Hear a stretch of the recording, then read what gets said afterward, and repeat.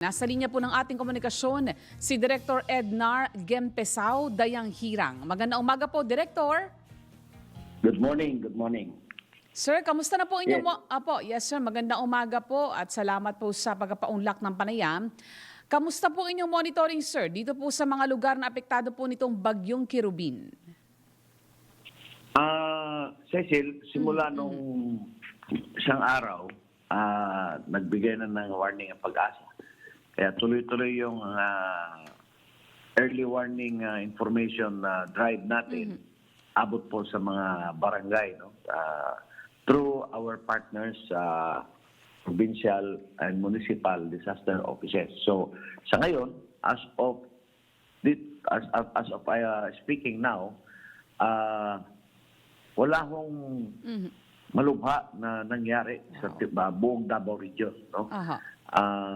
Cloudy, light rains, yun lang nangyari. In fact, yung mga declared no classes yesterday, like the probinsya po ng Davao de Oro, 4 na bayan yung nag-declare. Yung iba, yung munisipyo ng Mawab, binawi na hanggang ngayong kanina, 5 a.m. Dahil nga, medyo makulimlim, cloudy, may light rains, pero not as we expected it na kung mayroong mga bagyo. Yun pong Davao Oriental, Director, ay nasa signal number 1. Kamusta po yung sitwasyon doon? Noon din, as early as 4 a.m., gising na po tayo. Nag-monitor tayo sa lahat ng probinsya. Ang Davao region kasi, para mapakaalaman ng mga nakikinig sa'yo, 5 probinsya po ito, no? Davao Oriental, Davao del Norte, Davao de Oro, Davao del Sur, Davao Occidental, at isang highly urbanized city, tawag po ng Davao City. Tapos meron po tayong 48 na bayan, no? To include the component city, and kulang-kulang mga 1,200 barangays, covering 5 million people. So, sa ngayon po, none of all those places has reported any problem as to the forecasted tropical depression o yung bagyo Kirubin nga, Cecil. That's good to hear, Director. Sana yan ay magtuloy-tuloy kasi posible raw na maging low pressure area yung bagyo. Ayon po doon sa Pag-asa. So, ibig sabihin hihina. Totoo po. Sana...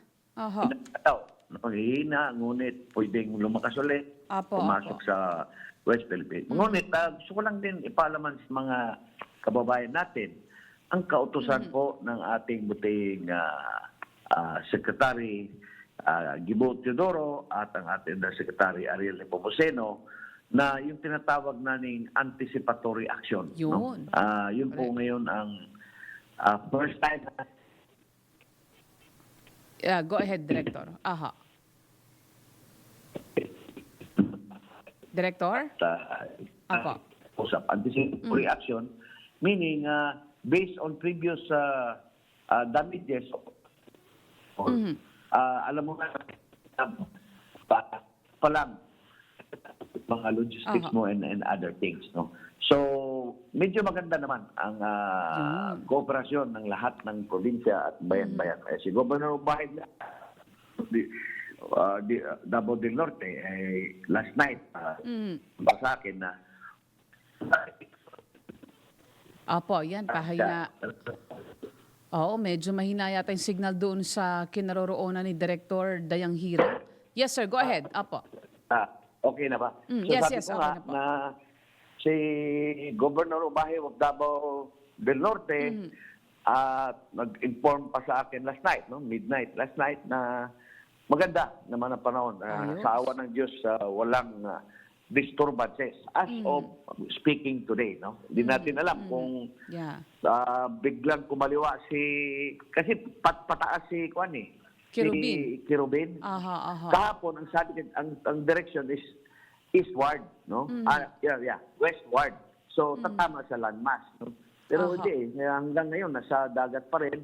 At ang maganda kasi malapit, kukunti lang yung dagat na yung sakop niya. Yun ang delikado kasi pag daling siya sa malayo, hihigop ng maraming tubig yun. No? at bago dumating sa lupa, babagsak, yun ang malaking ulan. Oho. Ngayon, ilan lang 200 plus kilometers lang away from the landmass. So, ibig sabihin na kunting dagat lang ang kanyang dinadaanan. So, of course, we wish to thank our Lord at yung ating makasamahan sa gobyerno na laging handa at nagbibigay ng early warning at yung lokal naman ng pamalaan, the governors, the mayors, the barangay captains are on alert. Ay, kautusan po yan ng ating national government po. Opo. So, pero mag-iingat pa rin yung ating mga kababayan, Director, kasi meron palang heavy rainfall outlook na ipinalabas po ang Pag-asa. Kasama po dyan ang Davao Oriental, Davao de Oro at Davao del Norte. Moderate to heavy Tama po rainfall warning po. Yes, kailangan talaga. Lahat na po ngayon, walang ibang ginagawa ang Office of Civil Defense, no? 24/7 at nagmo-monitor, no?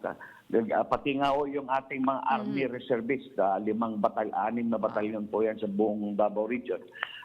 Meron na tayong magandang koordinasyon, bawat area niya, bawat bayan na may assignment sila. Nagbibigay po din sila ng alternative information to us. So as many information na makalap ko, hindi lang sa aming Office of Civil Defense na linya, but siyempre stakeholders natin, malawak naman ang stakeholders natin, lalo na sa security sector, kinukuha po natin yung mga informasyon. So far, sa awa ng Diyos, we are good now. Alright, maraming salamat, Director. Kami patuloy na mag-aantabay din at makikipag-ugnayan po sa inyo. Hari nawa po malusaw o humina itong bagyo nang hindi po nagdudulot ng anumang pinsala. Magandang umaga po muli, Director. Salamat po. Salamat. Alright po. Yan po si Director Dayang Hirang ng Office of the Civil Defense Davao Region ang atin pong nakapanayam ngayong umaga.